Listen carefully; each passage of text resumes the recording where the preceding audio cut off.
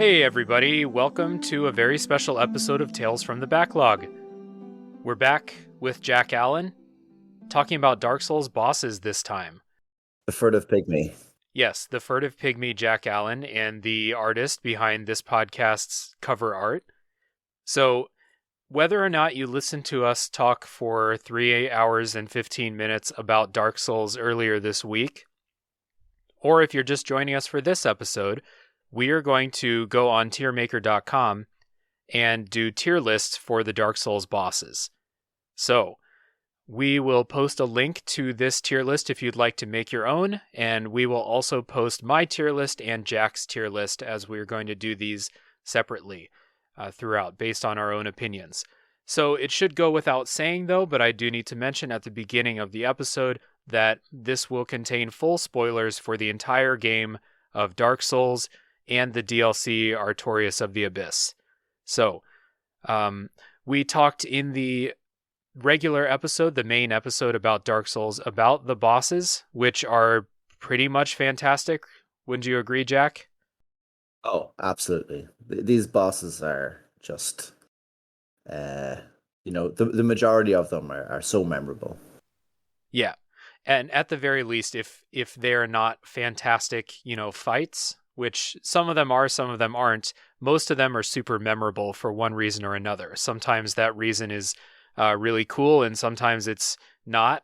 But what are you going to do? Can't all be perfect. Yeah, exactly. I'm looking at this tier list, and we have, I counted it earlier, but then I forgot. We have 26 bosses on this list. So that includes the bosses from Artorias of the Abyss. So, ready to get started with this, Jack? Let's dive in there. Let's get picked up by that crow Yes, so and taken into it. imagine, yeah. So Jack and I have just woken up in the Undead Asylum, and the first boss that we face is the Asylum Demon. So, Jack, on the tier list, which goes from S, A, B, C, D, and F, where would you put the Asylum Demon? I have the Asylum Demon at B, B? right in the middle. Yeah, Yeah. me too. Oh, nice. That's really good. I kind of really like him. His design is kind of spread out through the game a little bit because he's like got uh two triplets. He's Yeah, got two twin exactly. brothers. hmm I think that's interesting. Like what's the story there behind that? Um, you can kind of read Besides, into it. Yeah, besides the developers, they're like, oh yeah. shit, we need a boss. Just copy the Asylum Demon. Lava skin. You know? Yeah, Um, Yeah, I really like the Asylum Demon because he's just the first kind of good roadblock that tells you what the rest of the bosses couldn't be like. yeah, Because when you're a new player running in, you're like, "What the fuck is this?" yeah. And then he just starts mashing you to pieces. And You well, when know, you run in the first time, you're not even supposed to fight him. You're supposed to go past him and go in that door to the left.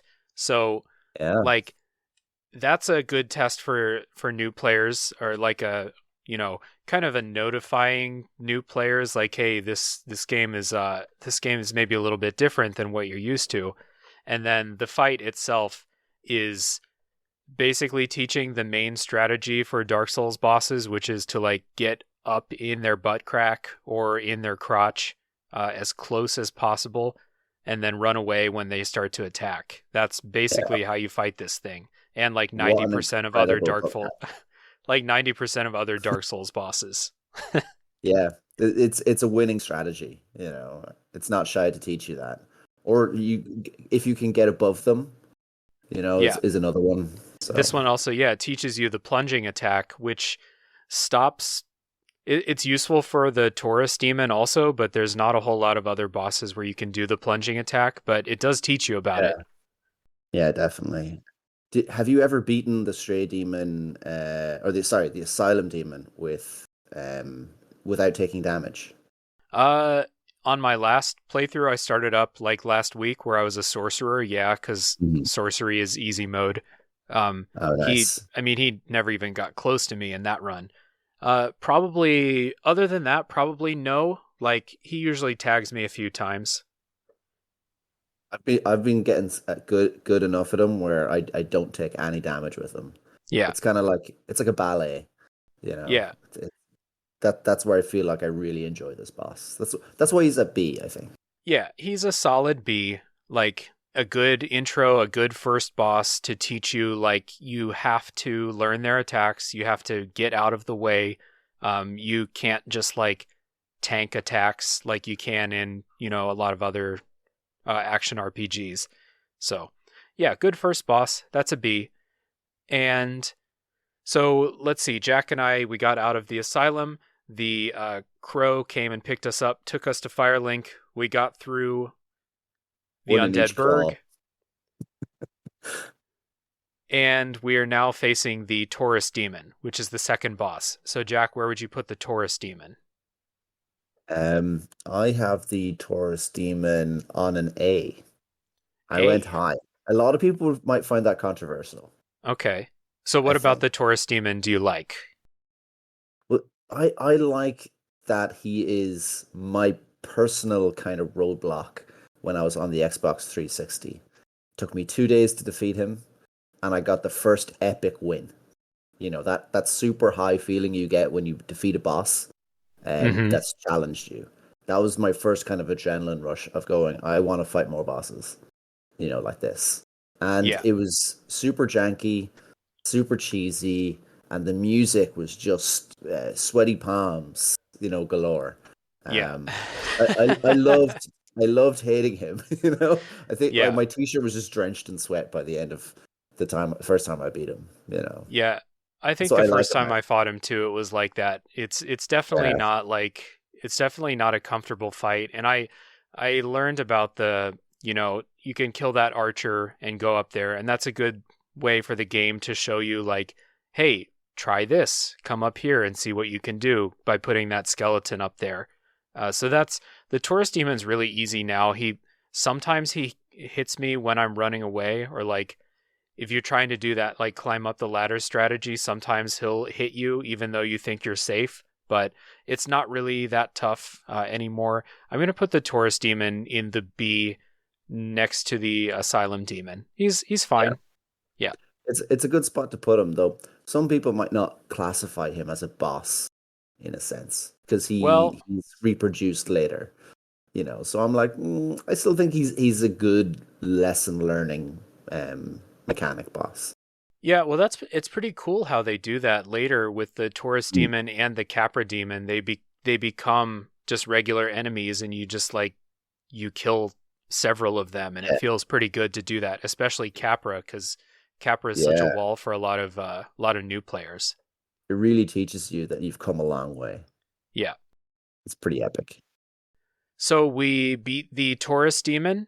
We're on our way through the Undead Parish, and we fight the gargoyles. So where do the gargoyles go for you, Jack? I have these guys lower down at a C. Uh-huh. They're fine. I think it's a good spectacle fight.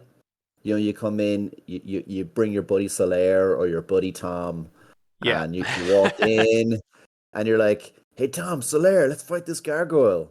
And you're fighting the gargoyle. He's fire breath on you. You cut off his tail. You start using his tail as a weapon, and then he brings his buddy. Hmm. And then it kind of ramps up and everything like that. But I think over time, once you do that too many times, it just becomes fine. It's not as exciting as that very first time. The very Uh, first time it is really cool though, because yeah, like the gargoyle's not that hard, like by itself, so you're probably doing good against it, and then you see that second health bar pop up and you're like, oh no, oh shit, no. yeah. What? And you think there might be more. I honestly think there should be more bell Oh, gargoyles. well, you should play I think it's Dark Souls 2 where you It have to is, fight yeah. four of them. Yeah. It's amazing. I love So that callback. It was very if sweet. you if you like gargoyles, we got a game for you.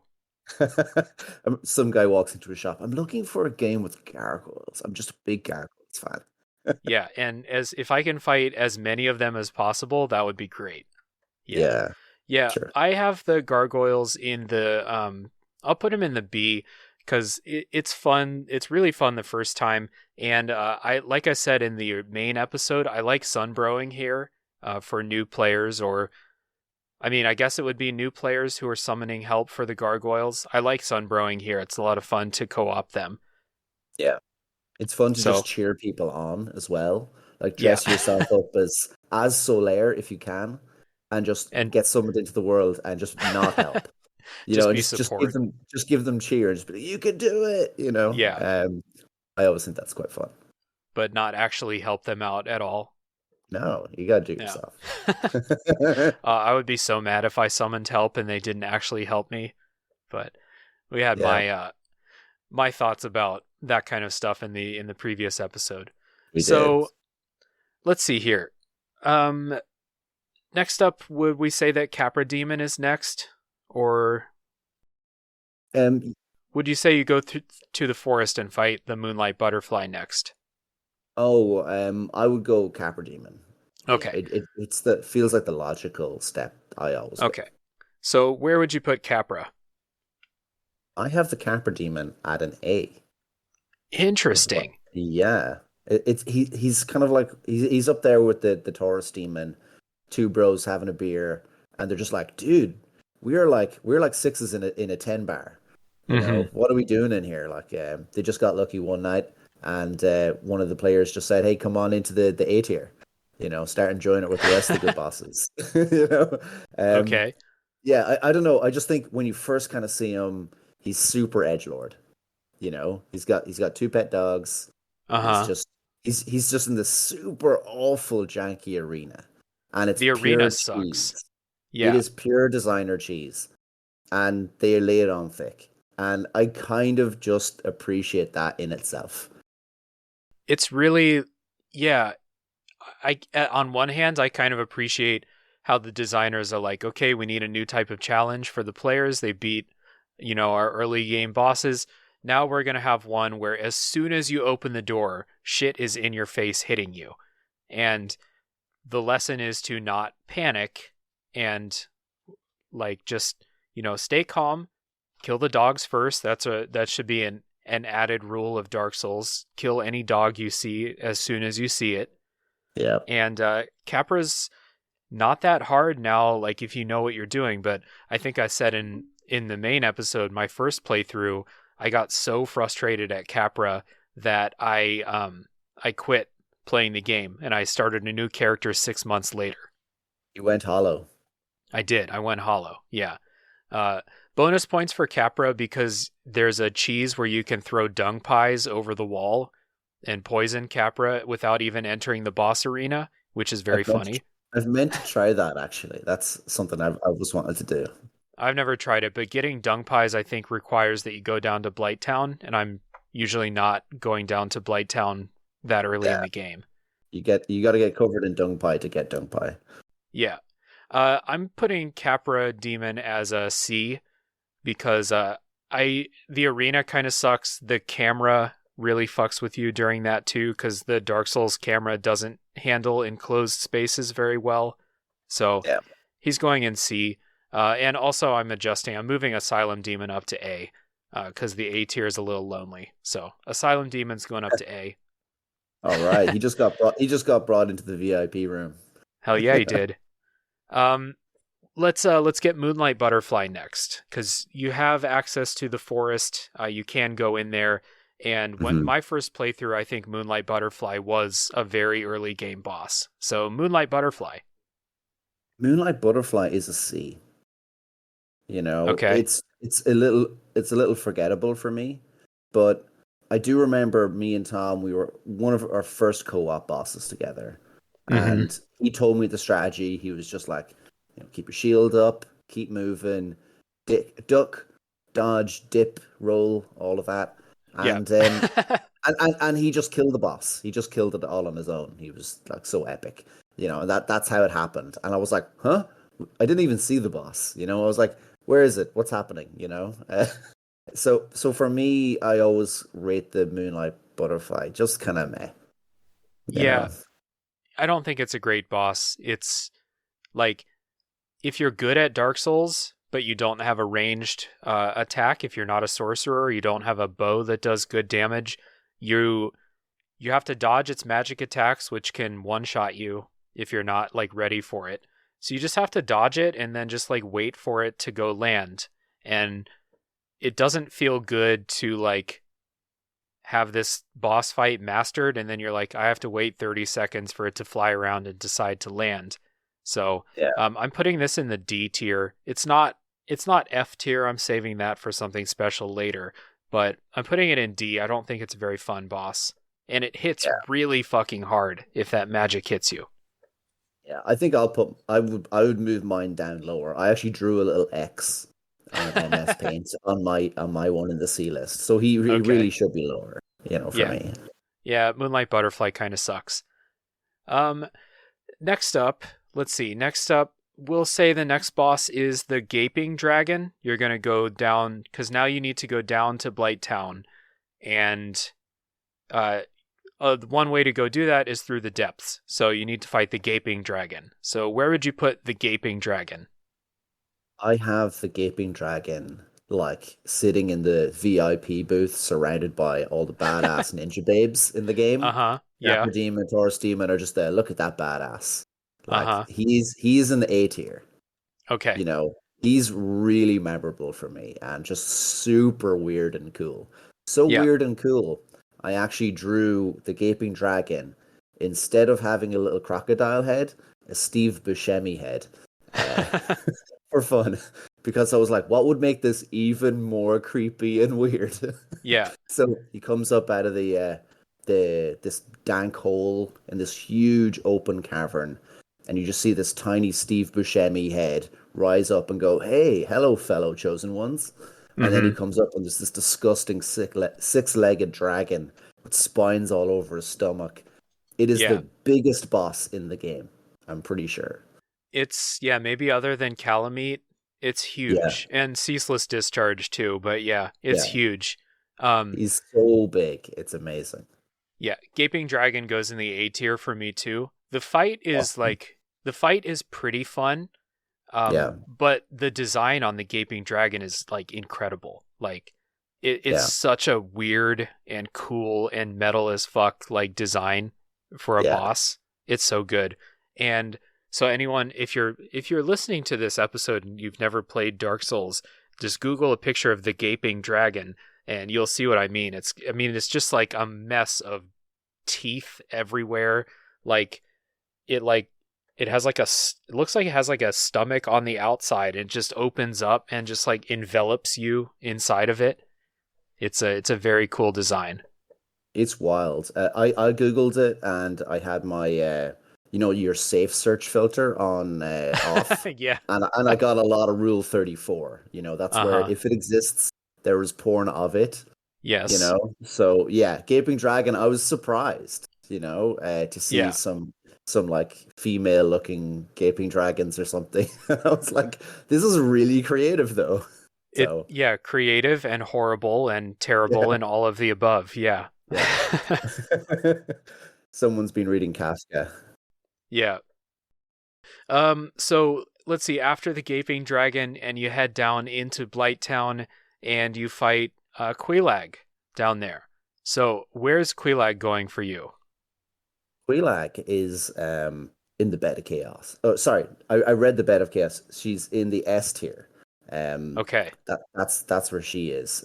Um, yeah. What do you think about Quelaag first? Quelaag's going in the A tier for me. I first of all, the design is great, like Hmm. creepy as fuck, like giant flame spider with the torso of a naked woman is just very it's very cool. It's a cool design. And then the fight itself is really fun. I don't on my first playthrough, she was really, really hard, and I had to summon help to beat her. And subsequent playthroughs, she's not that bad, but still a very fun fight. I think the fight is fun and the design is cool as hell. A Yeah, tier. yeah. I think you're helped by Maneater, the only female I think NPC. No, not really, but like kind of the only other melee one. Um, she's got like a butcher cleaver or something like this. But yeah, that intro into Quelaag was just so nuts. When Yeah. I saw her, I was like, something's not right here. You know, it's if she's hot and single, she's probably crazy. If she's hot and single, she's probably got a spider for a body. You know, Yeah, in Dark Souls. And exactly. the this got a reputation online where if you're the lead up to her chamber is really good. It sets the mood so well. So you have When like you these when guys you're on their going through the back, tunnel. yeah, Yeah. and they've got all these eggs on them. Hmm. It's like a metaphor for OnlyFans. Okay, I'm gonna choose not to dig into that, and listeners can think Yeah, what they want about that one. they can exactly. We did the groundwork. Yeah. Um, and the story behind Quelaag and the Daughters of Chaos is pretty cool. Like they're basically trying to replicate the first flame, and they fucked it all up and created demons. And this is like her. I think her transformation is part of this too, as far as I know.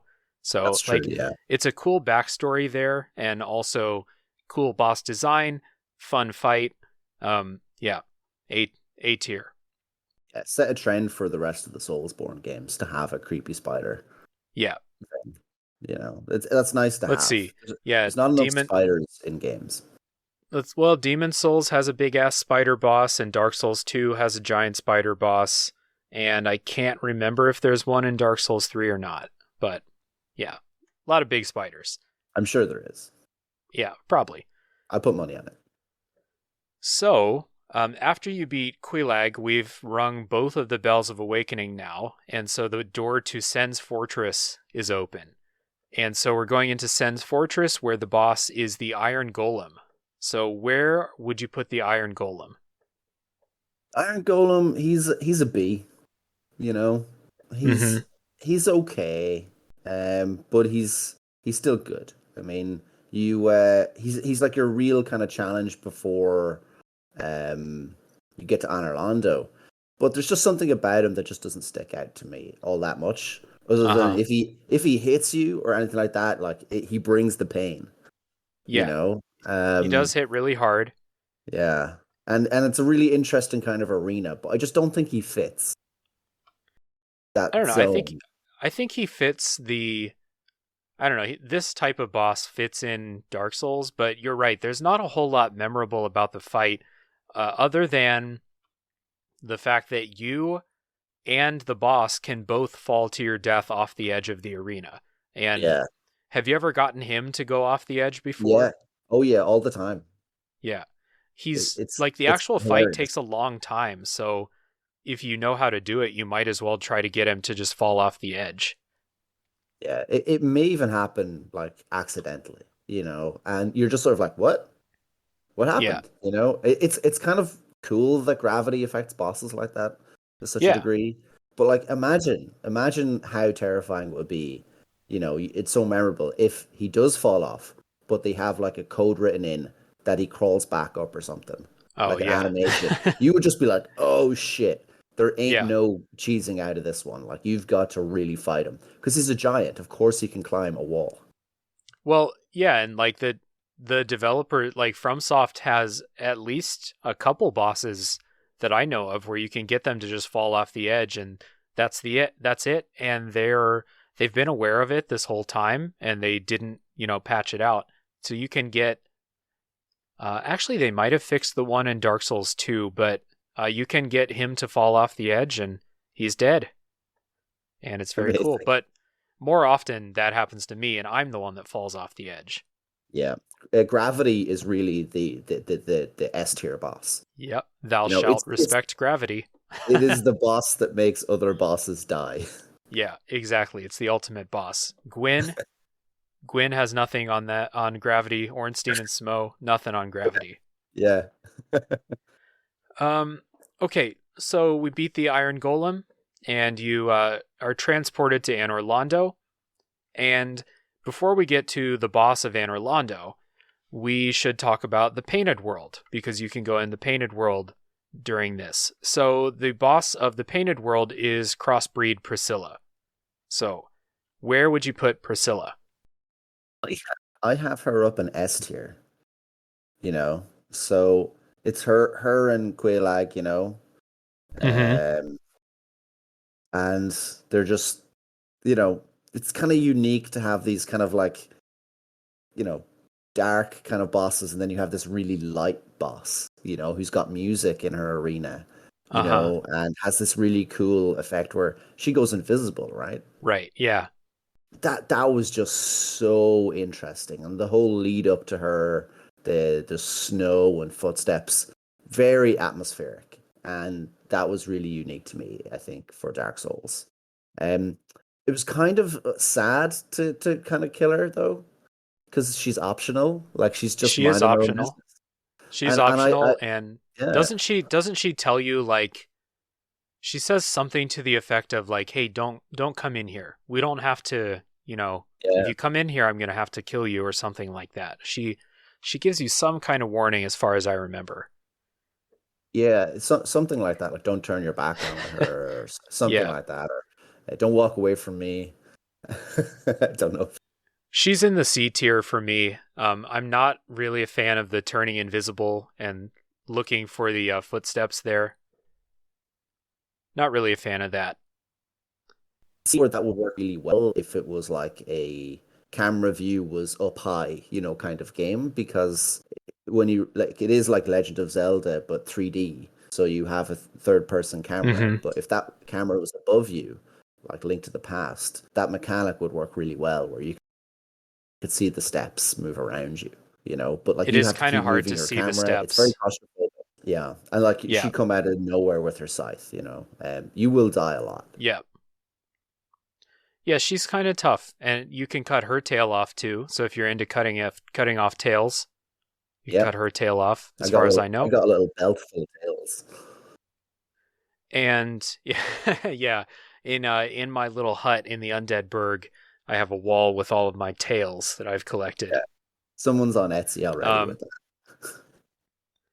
and another very cool. I like how after you beat her, the way that you exit the painted world is you just run off a ledge, and that's how you Yeah. leave. So That's that's not how kind of you cool. leave. That's not how you leave places.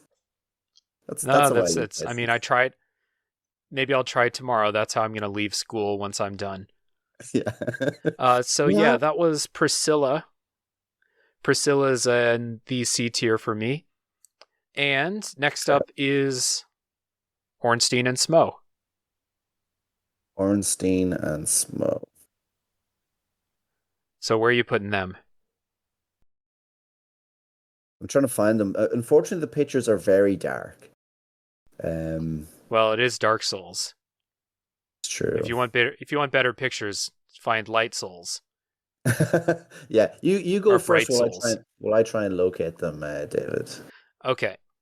All right. Ornstein and Smo are in the A tier for me, mostly because they are so memorable and the fight is super memorable too. Like, I find this fight to be damn near impossible to do on my own, but um it's super memorable. And I mean, like, when you're fighting them and you beat the first one and the second one gets like supercharged and like gets bigger, like, you think, I don't know, you beat one of them and you're like, hell yeah, I beat Ornstein. Like, I always try to beat Ornstein first. And you're like, hell yeah, I beat Ornstein. And then Smo like smashes his dead body with his hammer and he grows and gets like electricity and stuff. It's a very oh shit moment. It's epic. It really is. Very, very cool. I find where mine are, they're in B. I couldn't see them because Ornstein looks like he's hiding behind Smo, or Yeah. as some Very people call sneaky. them, is it Biggie Smalls? I think they call them. Uh-huh. Something like that. They have a lot of nicknames online, that's for sure. They're a very memeable boss. Yeah, my guys are in B. I co-op these guys with my bud, and Mm-hmm. we took it in turns, defeating each one differently. Yeah. So I had Smo turn ginormous for me, so I got his armor set because I just thought that was just super weird. But then Tom fought Ornstein, and he got giant. and he just punished us. Dude, That lightning spear, epic. dude, I was So just much gonna fun. ask you, like, which one do you try to fight when they, because one of them is gonna get big. I was gonna ask you which one you like to fight. I really like the challenge of fighting Ornstein all the way to make him even tougher. Because Ooh. I don't know, like I don't find them that difficult as Ah, bosses. Yeah, I don't okay. know. I would hang out there and co-op for other people and just kind of just help out because I just find them really enjoyable. But It is.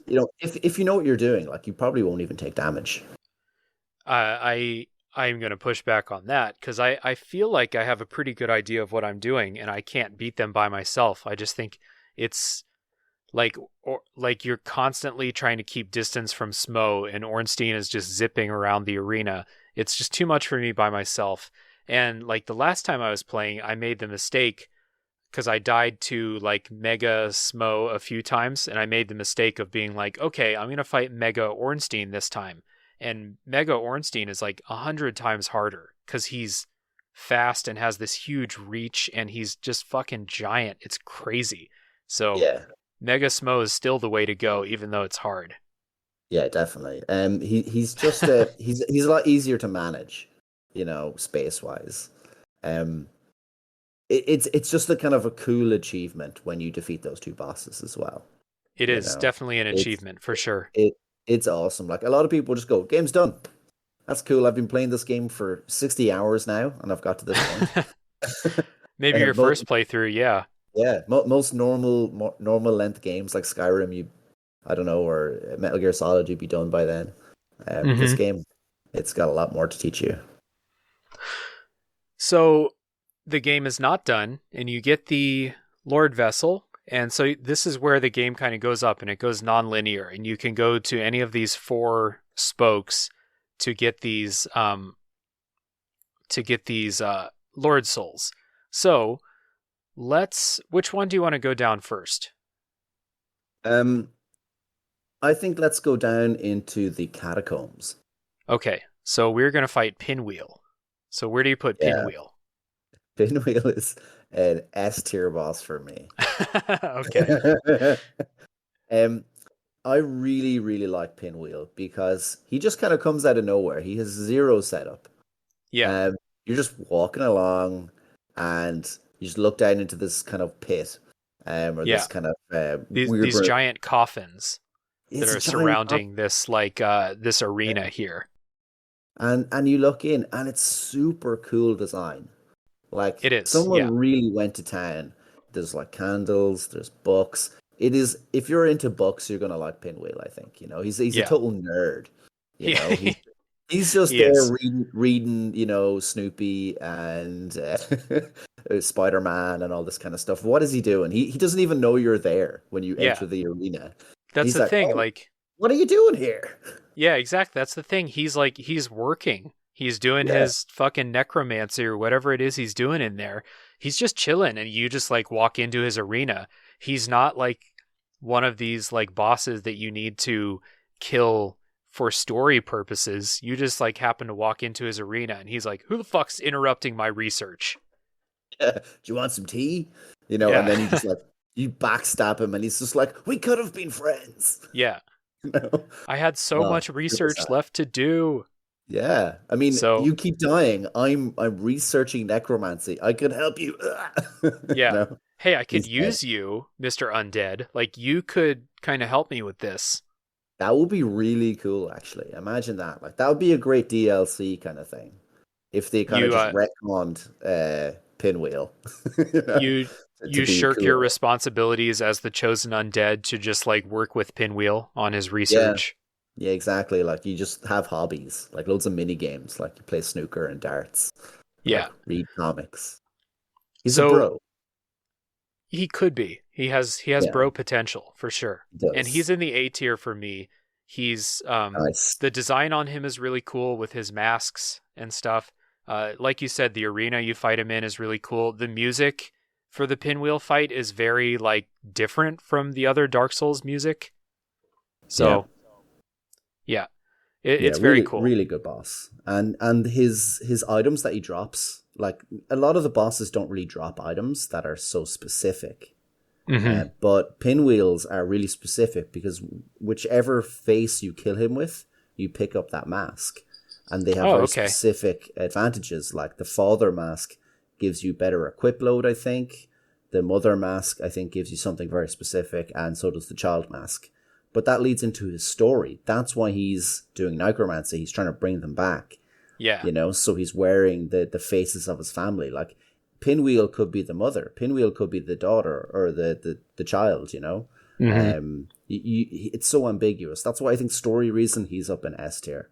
Because if you read into it, he's very interesting. And in the other contribution that Pinwheel has made, he contributed to one of the biggest, like, PvP memes for Dark Souls, which is like the Giant Dad outfit. Oh, yeah. That's true, yeah. That's another reason for him to be in the S tier. And so when you beat Pinwheel, you're going down into the Tomb of the Giants, and you're taking on Nito, who's the first one, I think, from that opening cutscene that we're actually going to fight in this kind of simulated playthrough here. So where is Nito for you? Nito is A tier. Like, okay. He is the cool guy in the VIP club. You know? I love Nito. In all my imaginings of Nito, he's wearing a pair of sunglasses that have like the slats. You know, yellow neon sunglasses or something, and like a hip hop hat. Like, there's something so cool about Nito. I don't know. The design is really cool. Yeah, it's super cool. I've done a drawing of him. So any with of the Steve Buscemi's face on it. With Steve Buscemi's face on him, yeah. You can check it out on my Instagram. It's kind of like a punk neon version of Nito. Yeah. And it was really fun to draw him because what you don't see with Nito is he's a skeleton that's made out of skeletons and giant skeletons, and he's got this like weird black shroud on him. Whoever designed him and then had to animate him, I bet the animators hated the designer by the end of it because there's so much going on. Yeah, there's a lot going on, which is a trend in the later Souls games. There's always like, you know, cloth flapping around, or like Bloodborne is just hair everywhere or fur everywhere. Too much hair. Nito's in the B tier for me because I don't really like the fight much, but I love the design. The design is fantastic. Yeah, I agree. I think the resurrection aspect of the arena, there's a big mob there. You're not going to get much co-op potential down there. He's going to be really tough. I'm not a huge fan of bosses that rely on ads to be like part of the boss strategy. So Nito is like automatically down a little bit because of that. Yeah, he didn't get much of a unique boss moveset. I think he could have done some really cool stuff. Like, imagine if he sucked you into the ground or something, or skeletons. That would be cool. Grabbed you and held you in place, you know, while he wails on you or something. I mean, there's so much opportunity there for cool stuff. But again, it's a game of its time. You know, if they did a redo or remake of Dark Souls in the future, I'm sure there's potential there. Perhaps, yeah. Let's see here. So we're done with that spoke. We got the Lord Soul from Nito. So which other Lord Soul are we going to go for next? I went to, I think it was New Londo Ruins, I think, next. Yeah, so the Four Kings. Yeah. So where are the Four Kings for you?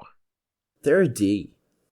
Yeah, they're like the first one down in the D list. I was going to say, you've been into the nightclub. You've been pretty positive on a lot of the bosses so far. So Four Kings are down in the D tier. Oh yeah, you'll know what's in my D tier. Like, they're just so kind of like meh. But like the Four Kings is the only one that's not like super meh. I like the kind of atmosphere, the story, everything is fine, but I don't know. There's just something about them that I just don't like. I mean, maybe it's just all about damage, like just output of damage, that kind of aspect. Yeah. It's very kind of what's that thing where you have loads of flashing lights in your face, and you could have a seizure. Oh, like I don't know, like Yeah, it's now like that. I can't think of the term, but yeah, like just sensory Yeah, overload or something. I don't yeah, know. it is. There's so much happening. Like it's like having four Nitos fight you at once in a big black room. Yeah. I mean, I'm with you, dude. The fight sucks. I'm putting it in the D tier too. All it Oh yeah, is like cuz one of the four kings by itself is not that hard. And it's really just a race to kill them before the others show up and like make sure that you don't have more than two of them on the screen at the same time. yeah, And like my first playthrough, this was so difficult. Like I spent like a week fighting the four kings. Um I don't remember, amazing. like maybe I didn't have my weapon upgraded or something, but still it sucked. And then this most recent playthrough, it still sucked, even though I did have everything upgraded. I knew it's a DPS thing, so I saved it for like one of the last bosses before Gwyn, the Four Kings, but still, yeah, not a fan. It's in the D tier. And like the King's designs, like should look cool. Like they Yeah, do look cool, but that's not enough to raise it up. you don't So, get to really see them. yeah. There's no lead up to see them. They spent more of that on the setup for the boss Mhm. and then the atmosphere of fighting the boss. But the bosses themselves have zero character. The idea of going down into the abyss Yeah, to fight the bosses, that's cool. But it's very cool. Yeah. I just think that there's just something so meh about them. yeah, for Yeah, sure. definitely. So we beat the four kings. We have two major spokes left, but Yeah. there's one boss on here that's not really involved. Actually, there's two other bosses that are not really involved with those spokes. So let's get those done. Let's do Sif. Oh yeah. So where is Um, Sif on your tier list? S tier all the Yep, way. me too. He's a Oh good yeah. boy. Absolutely. I think you'd be just like a criminal if you didn't. You're petting your little Sif down there right now. Yeah. My little Um, mini Sif just showed up. He knows we're talking about canines. yeah. Imagine if Sif was that type of dog. What was it? A What kind of schnauzer. dog is Yeah. it? A schnauzer. Yeah. If Sif was a schnauzer with a sword in his mouth, good Yeah. Halloween costume. I should So get him a little stuffed sword toy and stick it in his mouth. And that'll be he'll carry it really around, good. so that'll be really cool. I got to get on that. Yeah, that's definitely one for the Instagram. Check it out, guys. Tales of the Backlog, is that right? Tales from Tales the from backlog. the Backlog on Instagram. Great posts. Yeah, Sif is really cool. I think it's an emotional fight in a sense because the nuance in the design is that when you hurt Sif, I mean, you can see it limping. Oh, dude, know? yeah. It's so Oh, sad because like, well, you and I, we've had dogs before, and like nothing is mhm. more sad than when your dog like hurts itself and is limping around. You're like, "Oh, buddy, are you okay?" Like, but in this case, you're Yeah, like, "Oh, buddy, like I'm sorry, but I have to, I have to kill you." yeah. It's the only like kind of fight that has it's optional as well, but it has an Hmm. emotional cost Yeah, because you decided to go in there and do that. That's on you. yeah, The dog was minding its own business. You yep. know, You decided to disturb Artorias's grave, yeah, so really interesting story as well for that. If people want to check it out, I recommend them check out the backstory with Sif yeah. and Astorius. And Artorias, yeah. It's a good backstory. It's a like knowing that story really adds a lot to the like emotion of the boss fight. And then when Sif starts limping around and you're like, oh God, I don't feel so good about it's like a Shadow of the Colossus thing. You're like, I feel terrible about what I'm doing right now. So Yeah. it's S tier. It's the first one in the S tier for me, Sif. Oh, nice, very good. And then the next boss, before we get back on these spokes, the next one, which is optional, is the Stray Demon. Where do I have my stray demon? Oh, yeah, he's in the A tier. Okay.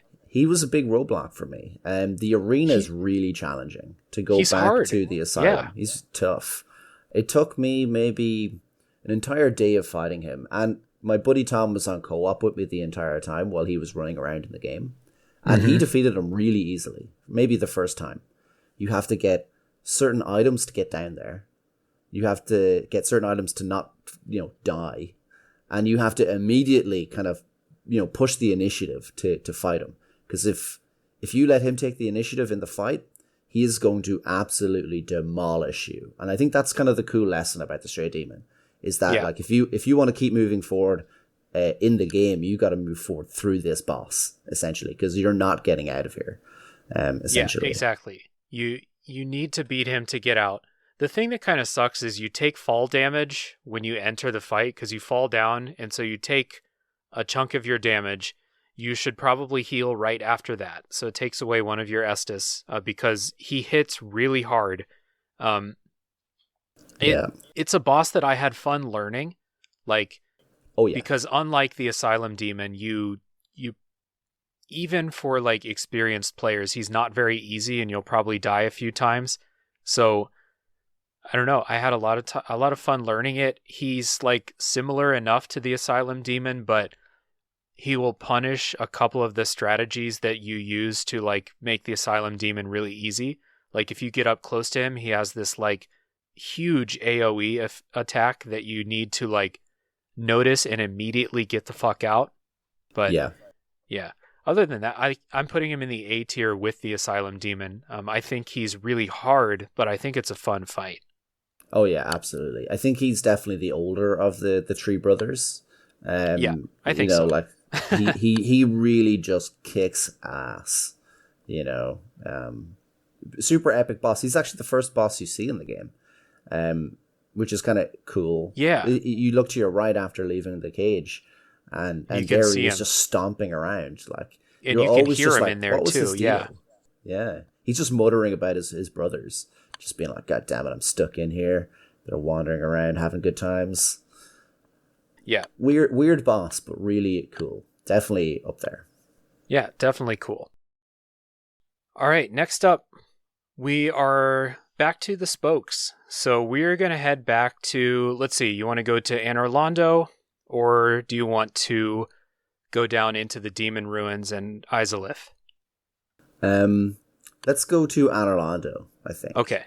Yeah. All right, so let's do the optional one first. And the optional one is Gwyndolin. Where would you put Gwyndolin? Gwyndolin is a D. Okay. Absolute suckage, Okay, all right.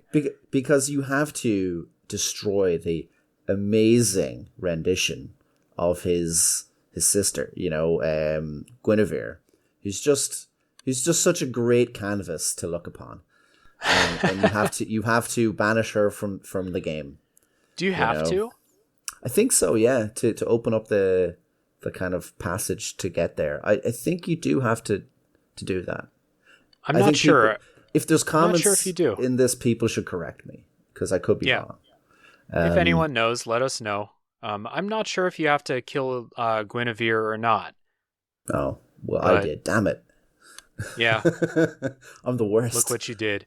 But anyway, the Gwyndolin fight is like, I don't think it's very interesting. Like, I'm going to put it in the D tier. Like, it's not very interesting. All you have to do is run down this endless hallway, dodge his magic, use these like pillars at the sides of the hallway for like cover, and then get up close to him and smack him a few times. And I think the last time I played it, I put on a bunch of like magic resist armor, which was really light, and I had two-handed like a big ass weapon. Like, I got some huge two-handed weapon down in the Tomb of the Giants. I can't remember what it is. And you can just like kill him in one combo. And if you get up close to him and, kind of stun lock him a little bit. And it's just not a very interesting fight. It's beautiful because Anor Londo is a beautiful setting. But I agree. D tier, Gwyndolin. Gwendolyn didn't know what he was getting himself in for, to be honest. Yeah. He's just one of these lords who's just thinks he's a big shot. But I co-op this one as well. I mean, it's kind of cool with a friend because you can kind of like cover each other, go like, move up to the next pillar, move up to the next pillar, block for someone or take a hit. It makes it a bit more interesting, a bit more fun. But like, he's a magic user. I mean, and he creates illusions. There's no illusions really. Which could have been interesting. Like you try to fight him and it's an illusion. He's further on. You try to fight him. I'm glad they didn't do that. That's a Zelda thing. It could have been I don't want attrition. that in Dark Souls. Yeah, maybe they just said, maybe we shouldn't, But there was a lot of potential to create a more interesting boss, I think. So he's just a bit meh. Yeah, I agree. D. So after Gwendolyn, the required boss here is to go into the Duke's Archives and the Ice Cavern and fight Seath. So where are you putting Seath? Seath is S tier. Okay. Yeah. Explain yourself. Okay. he really he could easily be meh. I know that but Seath was a really epic fight. Like he was one where myself and Tom, we were to the wire with our health, like 1% health, both of us. And both of us died in each other's co-op. So we helped as much as we could, and then we were popping humanities to heal each other and to stay in the fight as long as we could, even when the Estus was gone. And it was just keep going, keep moving, do not stop, essentially. And like I just loved that aspect of it. He's just a weird looking boss, and he's the boss that personally my story was connected to. Like, who is this weird guy who's, he's got, name drops in the Undead Parish, the Undead Burg. You see his minions kidnapping these maidens, and then you see what happens to them. If you're doing a cleric run, that's probably even more poignant because I think one of the characters there gets kidnapped. So there's a bit of NPC potential there. So when you get to give him a bit of whoop ass, you can really open up on him. I think he's a cool kind of story boss if you want him to be. He's very cool. He is cool in the story, and I love the design of Seath. And I think that the boss fight is not very fun, and the boss run is horrible for Seath. If you die, it is a long and frustrating boss run. So I'm putting Seath in C because just aesthetically, like the dragon without scales is very, very cool. But yeah, everything about actually fighting him kind of sucks. So C for me, C for Seath, even though that's not how you spell it. Yeah, like the only reason you're here and everyone else is here is because of Seath. He betrayed the dragons. So this is all happened because of him. Yeah. So I should move him down for I think so. Causing my existence. Yeah. Because you didn't have to be here, but now you're here. Just cleaning up his mess. All right. So we beat Seath and we get his Lord Soul. And we need to go down into the Demon Ruins and the Lost Izalith now. And so we have actually 4 more bosses before that. So I think, correct me if I'm wrong, but is Ceaseless Discharge the first boss you fight when you go down here? Yeah. Yeah. All right, so Ceaseless Discharge. A lot of people see Ceaseless Discharge from the distance. And I know you can take him on after you fight Quelaag. You can run down there and get his item set that he's protecting, which I think in the story they say is one of his sisters that was a Chaos Witch. And was turned into the Ceaseless Discharge. Possibly, yeah, or it could be his own body he's looking over because he was transformed into this lava demon. So once you take the items from that body, he starts attacking you. Okay. And it's a really cool moment where it's kind of like Temple Run or something, where you're just trying to run away. But his fight is he's a D tier all the way. I Yep, mean, it's me super too. janky. Yeah. What did you think? Yeah, he's D for me, and he's only F. He's only not an F because the F is a special place in hell for one of the bosses that we have left. Yeah. So, Ceaseless Discharge is a D for me. I don't think the fight is very interesting. You basically have to find one of two cheeses that I know of to beat it, Mhm. and I've never fought this thing fair because I don't think it's very fun to fight it fair. So, I there's don't one think that it's cheese. even an option. No one fights him fair. Yeah, well, I'm sure you could, but like, why would you? It's not rewarding in any way. So, Yeah. like, there's one cheese where you can get him to like fall through the level and kill himself. And I did that my first playthrough. And then Nice. my second playthrough, I fought him a little bit more fair, but you just like go hang out in a corner and bait his like arm slam and get out of the way and whack it a few Yeah. times and then do it again. Takes like That's 5 minutes to kill him. It's not very fun. So, D. I think that glitch is even escalated to the point where if you hit him maybe even 3 times, he dies. It's not Mm-hmm. even not even that long. Like it's very just underwhelming for a ginormous lava demon. It's a little bit of a letdown from the design point. That's why Uh, he's so low. Ceaseless Discharge also gets points for having one of the grossest names for a boss that I've ever heard. The Ceaseless Discharge. Oh god, yeah. So whoever did the English translation on that, props to them for Yeah. this. Maybe it would be an F if it didn't have like the grossest and coolest name ever. Yeah, it's very cool. It's metal. Yeah. So after that, I think is the Demon Fire Sage, if I'm remembering right. I think so, yeah. Yeah, we'll say it's next. So where's the Demon Fire Sage for you?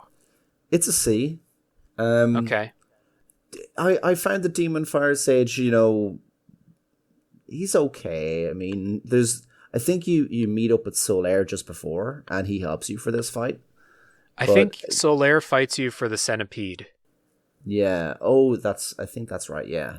Yeah. So with Demon Fire Sage, is he the other um stray demon Asy- kind of yeah, twin? the Yeah. Asylum Demon triplet. Yeah. Yeah, I think when Tom and myself discovered him in our path after just fighting maybe 7 Taurus demons without taking any damage, Yeah. we walked up to this guy, we just dropped our weapons by our sides, and we were like, looked at each other and we went, let's just knock this guy over, and we just ran through him, man. Like it was ridiculous how easy he was to us, and I understand like it's probably not for everybody, but it was a very cool moment. That's why he's in a C. Yeah. But like as the third twin, he's on fire. He looks kind of pathetic. We Yeah. put him out of his misery. I put him as a B. I think it's a Mm. pretty fun fight. Like, if it's not clear, I like the Asylum Stray Demon, Demon Fire Sage. I like those boss fights. Yeah, And this one has fire, and I don't know, it's just kind of cool. B is like a average. Like, I don't dislike this fight the way that you know, I dislike Seath and some of the other fights down below. So I'll put this one as a Yeah. B. It's fine. yeah. My one is like Stray Demon A, Asylum Demon B, Demon Fire Sage C. So they're tiered themselves, like, and that didn't happen on purpose. That was me just looking at each boss, kind of Right. going, where do I think they are? But they laid up really well in Yeah. tier order from best to worst. Right. And I've got the Asylum Demon and the Stray Demon in A, and then the Demon Fire Sage down in B. So, Yeah. yeah, kind of similar. And next up is the Centipede Demon. So, where would you put that? I put him in D because I don't remember. I have no memory of this guy. This is the one you need to beat the Centipede Demon to get the ring that lets you walk on lava. Okay. And this is the one that Solaire helps with. And I always Yeah. summon Solaire because this fight sucks. And I put it in D because I think it's a bad fight. You Is have this like, where you have lava on the floor, is that right? yeah, you're on this like tiny little like floor area, and there's so much lava and the Yeah, centipede demon is pretty big. You have like almost no space to work with. And I remember now. Yeah, so like I always summon in Solaire and I let Solaire like fight and I just kind of shoot arrows or shoot magic or whatever I have. It's not a difficult fight if you do that, but I just I don't like it, and we're starting to get into the part of the game that is famously like rushed and not finished, and I wonder if the centipede demon just got pushed through. So yeah. For the amount of lava, it's very undercooked. yeah. You know, it's a very ironic. Yeah, he has a cool setup. I mean, you see him earlier in the demon ruins, chilling, just hanging off a cliff, and you're like, "What is that? You know, who the hell is what is that thing? You know, it looks like it should be interesting, as a thing, but then it doesn't do anything. So you go down, and then the cutscene kind of shows you it kind of jumping off that ledge and coming down. You know, like he's been watching you this whole time. Yeah, there probably should have been more to do with the centipede demon. I mean, even his name is kind of boring. Yeah, well, the idea of a giant flaming centipede is cool. I like that, but Yeah. everything else about it sucks. So D's fair. Do you know what they should have done? Is this should have gave him Steve Buscemi's face. Yeah, that would have pushed him up to at least a C, I Yeah. think. Truly epic. Yeah. I'm not sure if even Steve Buscemi's face could save the Bed of Chaos, which is next. Yeah, And true. is this the first F for you too? He'd be an F. Absolutely. Yeah. Everyone knows. Like I would. Well, maybe there's someone listening who's like, I kind of like the Bed of Chaos, and I need you to come on the podcast and explain why, because the Bed of Chaos is horrible.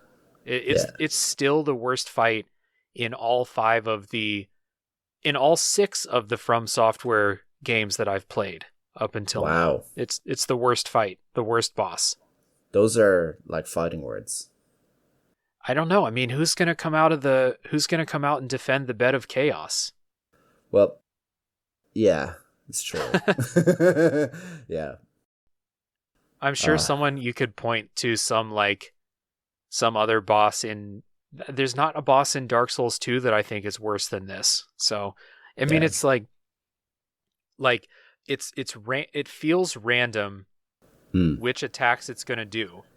Yeah. And it's either going to slam with its, tree branches and kind of stun lock you, or it's just going to sweep you into the pits. And the thing that makes it worse is you're not going to beat this on your first try. The thing that makes it bearable is that if you kill one of the side things or both of them, it stays that way in between your attempts. Can you imagine if it didn't save that, if that wasn't persistent, how bad this would be? Yeah. I think it's just like it's a weird boss, you know. It's this whole slide into it is very gimmicky. I think Miyazaki said that he kind of regretted it. You know, he just didn't have enough time, and that's fair. That's kind of like the Hobbit trilogy. You know, it's okay to make a pile of shit sometimes, and regret it later. You know, so that's fine. With the Bed of Chaos, I couldn't even do the jump. I'll admit that I could not do it, and we spent so long. Yeah, when you jump down to get into its heart, couldn't make the jump. I even no armor. Just he would hit me, or I'd make the jump and just miss by a little bit. It was so janky. My buddy just walks over and he just says shh, puts his finger. He's like, dude, I'll do it, and he just runs and does it first try. and props to them. Kills the thing. Yeah, thank you, Tom. I mean, that was one where I was thinking about it a few months later, and I just went, wow, you really helped me out there. That was a bro move. You know? Yeah. Thank you, buddy. Yeah, this boss sucks. And I was going to say earlier before I got sidetracked, the boss fight on its own sucks, and then you add in what I think is actually the longest boss run in any From Software game. The longest one, at least in any of the Souls games that I've played. There's a really long one in Demon Souls that sucks, but it's not as long as this one. It's just terrible. And there are 2 bonfires that you could start from, and both of them are really long. The shorter one, I'm doing in air quotes, the shorter one, you have to go past a Titanite demon on your way there. It's just... Oh, yeah. It's awful. I forgot him. He's harder than the boss. Like, I think out of all the bosses, those Titanite demons are tougher than half of them. Those are tough, and they're not on the tier list because they count as mini bosses, but the Titanite demons are... There's, like, remember the one in Anor Londo that's just, like, in that room? It's like a small room, and it's got a Titanite demon, and it can, like, clip through the walls and hit you when you're outside of the room, too. Yeah, comes out of nowhere. I always find it kills himself somehow by accident. I don't know how, but like you can just be walking through that area of the game and just get 5,000 souls for no reason.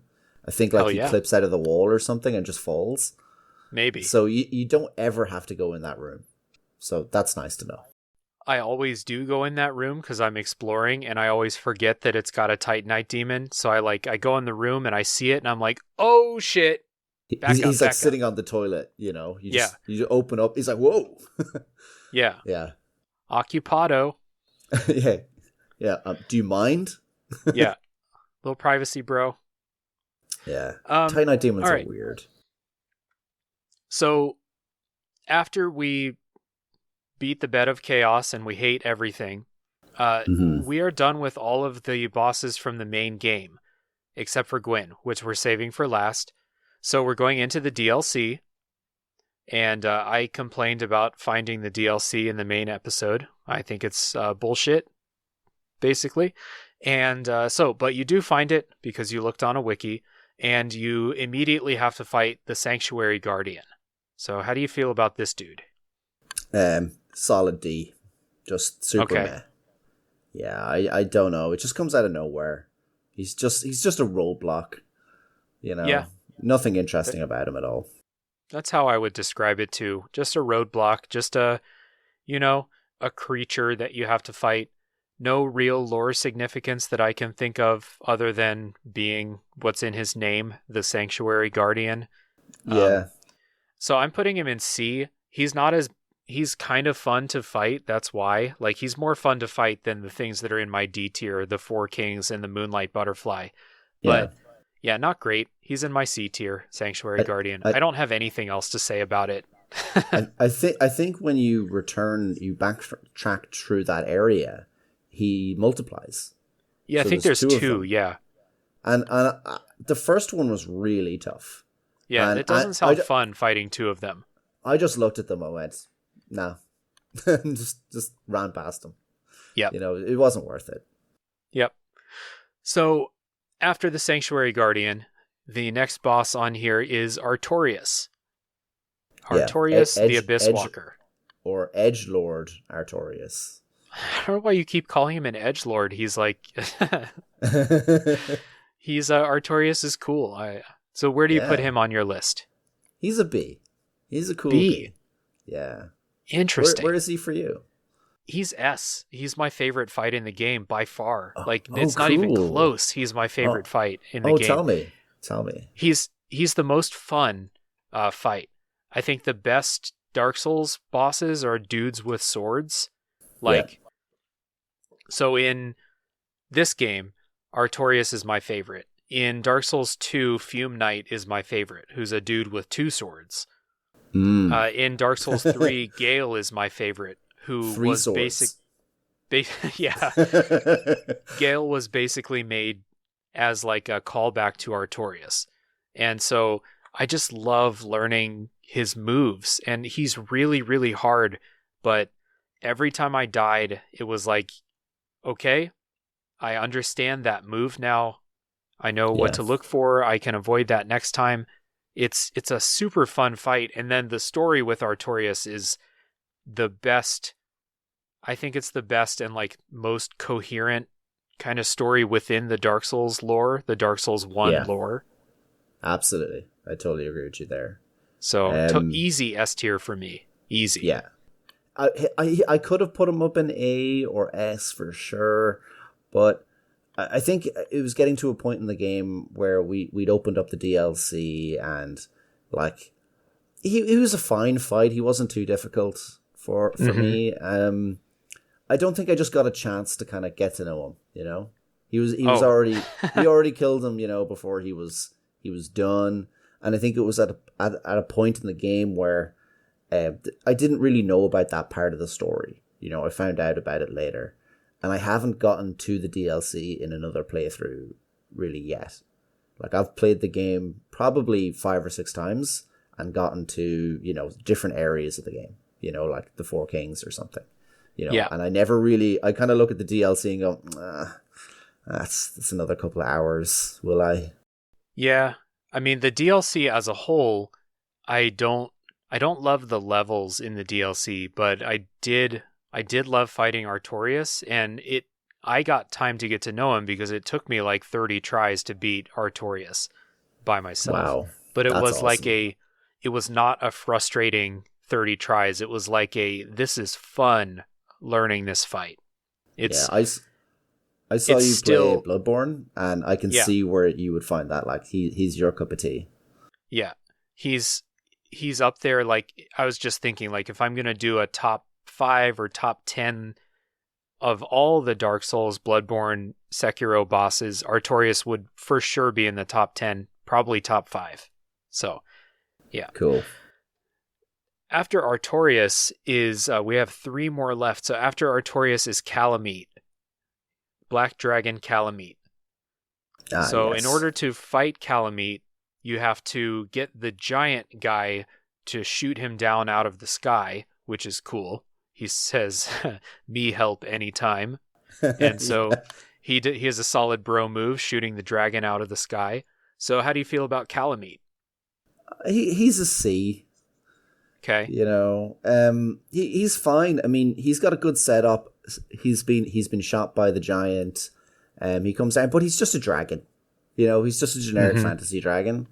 I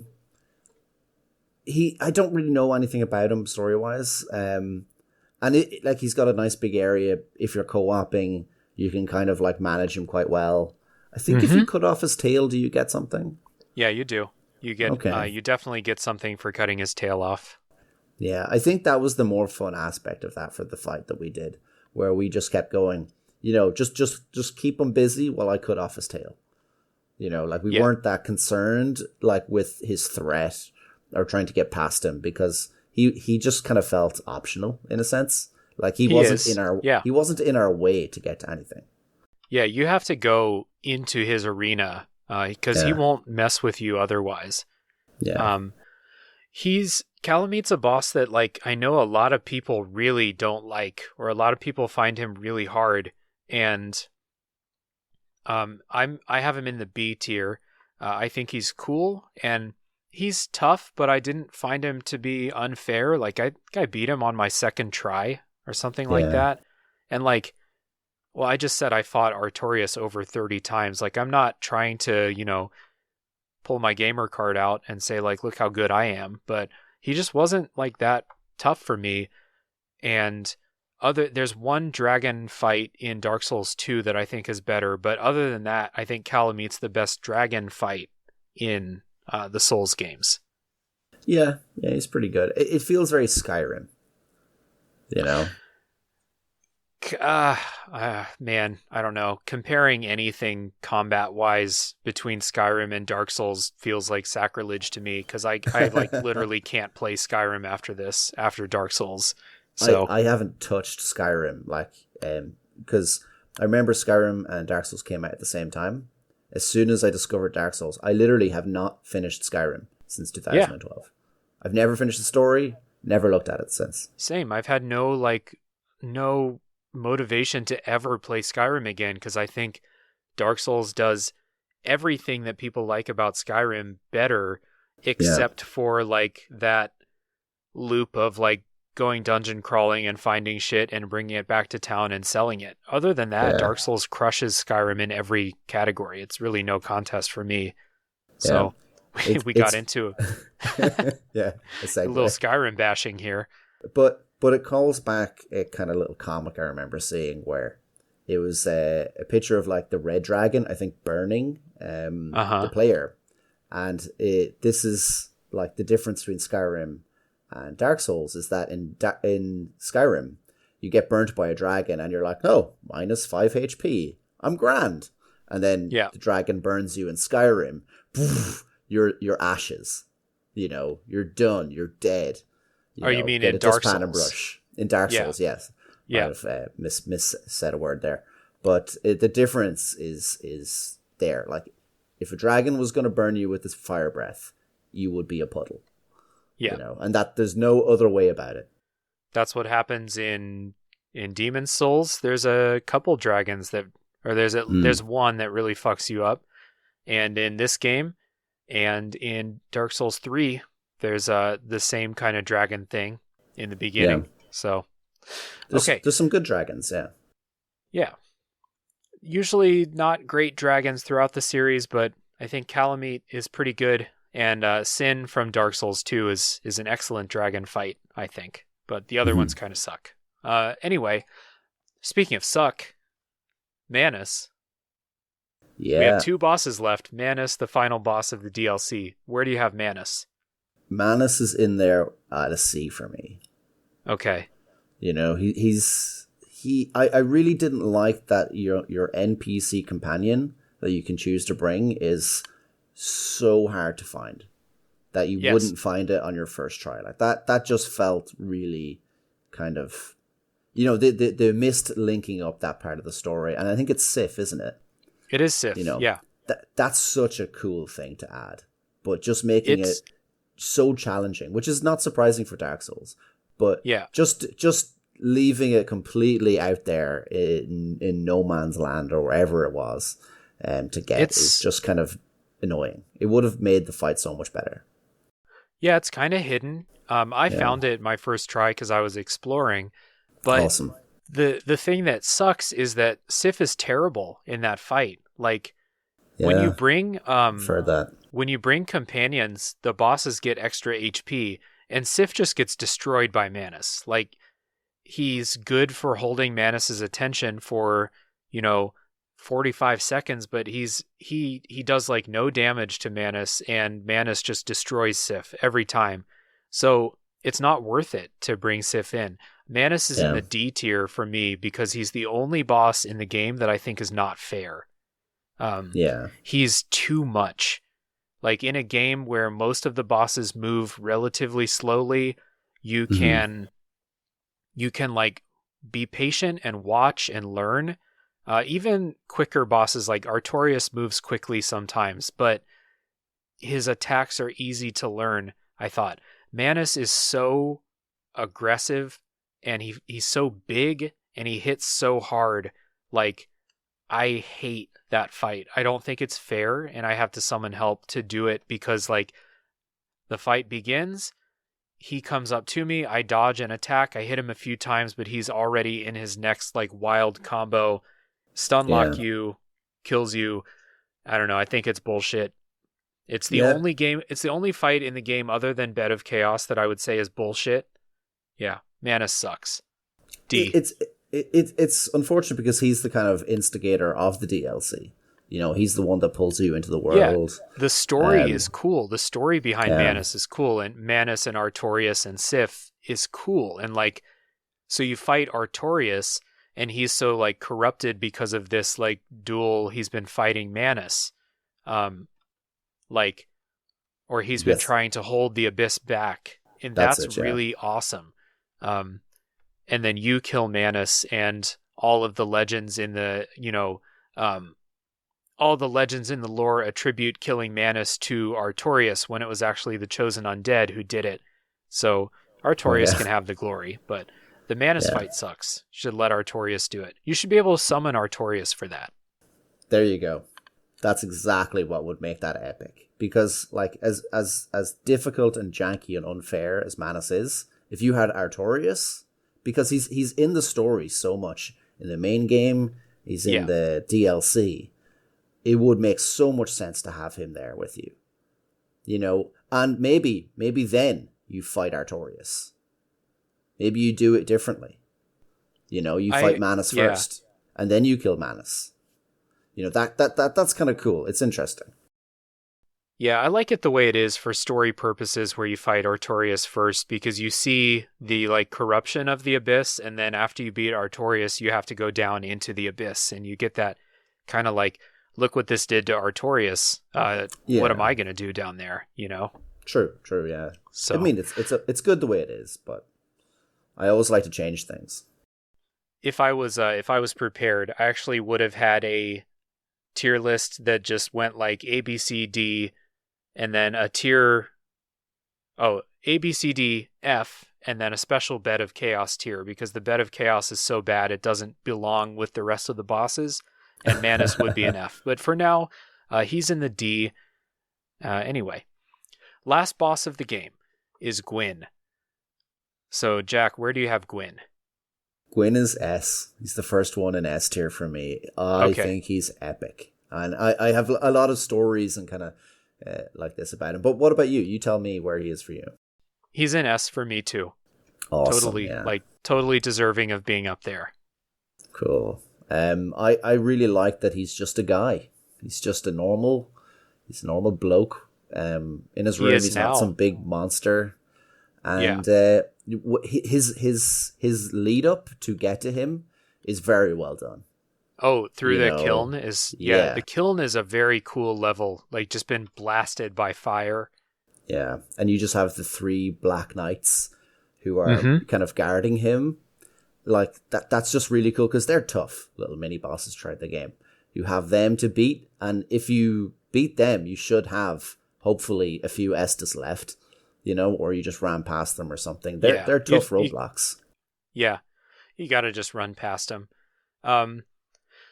Yeah, Gwyn is cool for story reasons because he is like this husk of what he used to be, what you saw in the opening cutscene. You know, he's throwing lightning spears, taking down dragons. He's like a total, like, you know, badass god in the opening cutscene. And by the time you get to him, he's pretty pathetic compared to what he used to be. But even in that state, if you don't parry, he's a really hard fight. He's tough. If you can parry, he's a total pushover. But he's my Artorias. Okay. You know, I didn't parry him at all. When I fought him, and my first playthrough, I didn't either. Nice. It was a really emotional one for me because, as everyone has heard multiple times, I mean, I co-opted my very first playthrough that I only just finished last year with my best friend Tom, and when I found this out much later, is he actually completed most of the game and got to Gwyn's fog wall, and then said, I made a promise with my friend Jack that I wouldn't complete Dark Souls without him, that we were going to co-op it. And then he stopped playing. And he did that like back in 2012 or 13 and didn't tell me. And I found out that only last year. And we played it again multiple times throughout the 10 years. And then we just said in 2020, we were going to go through it all again. This time we get to the fog wall with Gwyn. We're there, the two of us, after this huge long journey. And he's like, who should go first? And I went, well, you should go first, buddy, because you've been waiting so long to fight this guy. Absolutely go first. And we didn't know this, but when you finished the game and you defeat Gwyn, he couldn't come back and help me. So I had to do it on my own. And you've heard how Tom carried me so many times through the different bosses like the Bed of Chaos. And I don't whip out my gamer card at all with Dark Souls. I just love it because of the epic experience I had with my friend.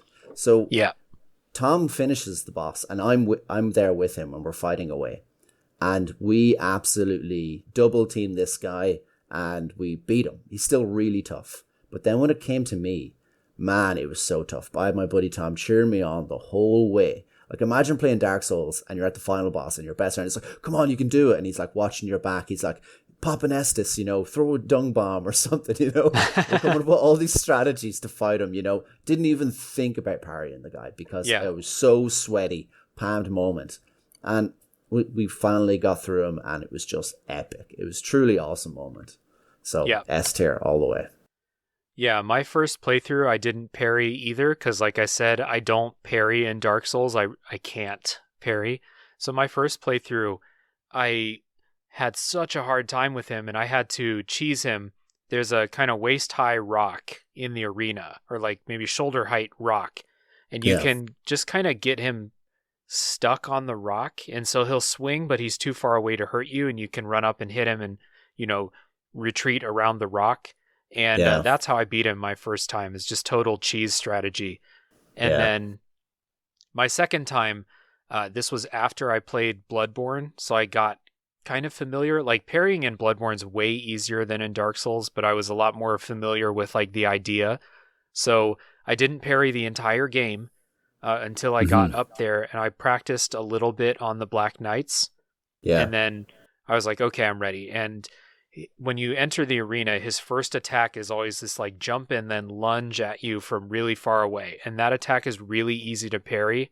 And then you take off, a fifth of his health just from that. Yeah. And then it's game on. He's pretty easy. I think I died a few times just getting parry timing down, but real easy. But like the fact that if you fight him fair, he's a tough fight. And, like we said, the story and how he's just a shell of what he used to be. And it's kind of sad. And the soundtrack that's playing in the background, which we may have mentioned in the main episode, I can't remember, but the soundtrack that's playing during the Gwyn fight is not the bombastic final boss fight you would expect. It's a very sad piano piece, and it's really, really good. Just the whole package. It's so well thought out. You could even think that they knew exactly what they were going to do for that whole area right from the beginning. It's so well made, all of that area. It's very atmospheric. Yeah. It's fantastic. Yeah, totally. I think, did you finish it as a cleric? I did. For your first, so you were probably throwing lightning bolts at Gwyn. Not in the because that was the playthrough where I was parrying, and my cleric, I used a shield and the mace, and then I switched to lightning magic when I was ready for it. So that one I just fought him straight up and parried. My first playthrough I played as a pyromancer, and I didn't parry on that run. Yeah. At all. You can imagine throwing like a pyromancy fireball at Gwyn. And exactly. The whole Bane thing. You merely like fight in the fire. I was born in it. Yeah. Exactly. Just does nothing to him. That would be kind of interesting. He's very epic, and like even the picture where you see him in the trailer, like they don't really build him up too much. It's up to you to kind of like see where he stands for you. Well, you see in the trailer, like he's like Zeus. He's throwing this giant lightning spear, which is the picture on the tier list too. And so you're like, okay, that guy is badass. Like, I hope I don't have to fight him. And then he's the final boss. Yeah. So it's epic. Very good. Epic. Let's run down before we do, like, kind of recap which bosses we have in the let's say in the S tier, A tier, and then D and F, kind of the best and worst. So we'll start with you, Jack. Who do you have in the D and F tier, the lowest ones, and then who do you have in the top S and A? For my, I don't have an F on my picture, but I moved Bed of Chaos from S tier.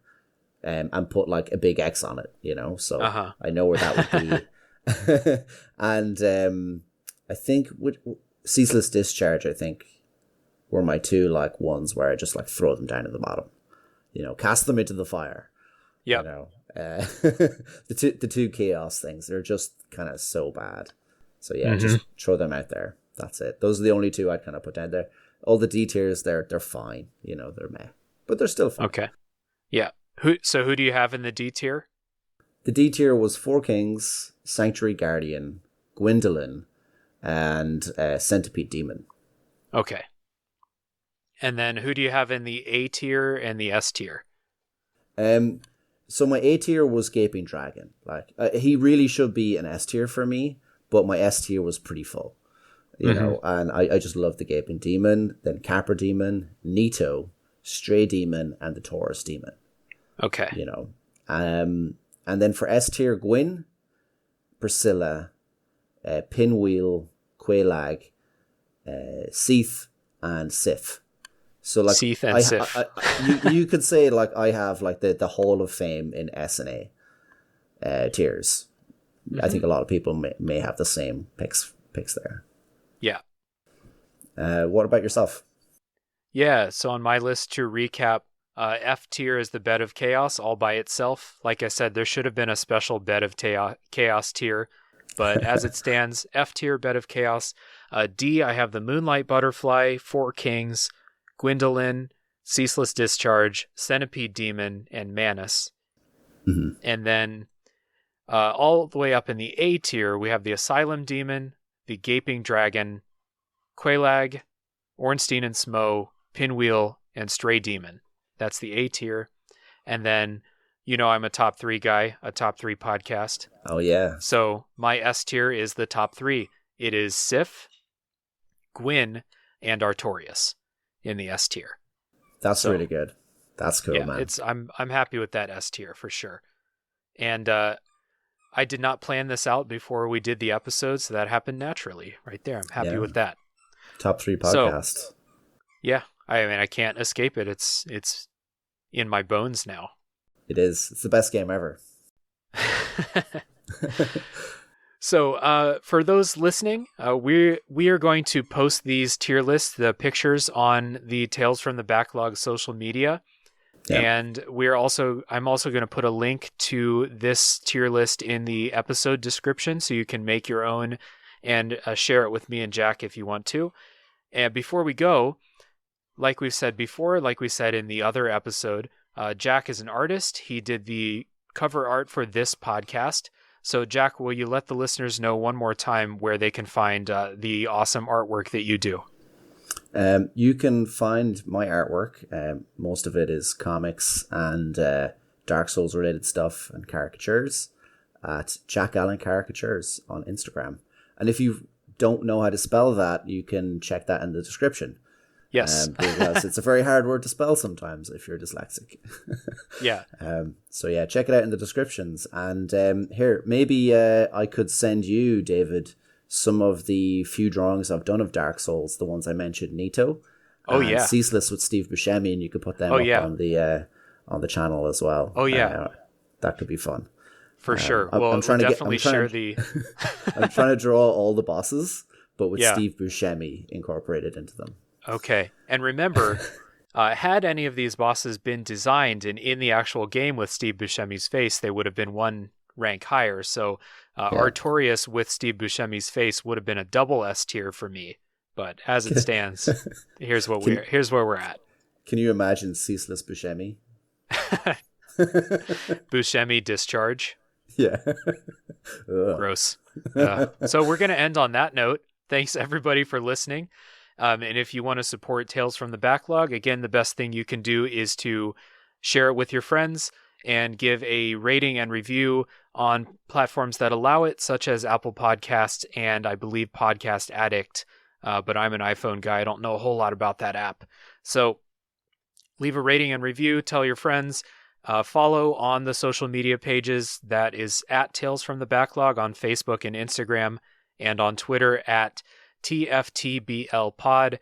But like Jack said, all social media links are in the episode description. No need to try and spell anything by yourself. It's 2021, 2022 by the time you hear this. Yeah. Wow. Yeah. So no need to spell anything. Check the episode description.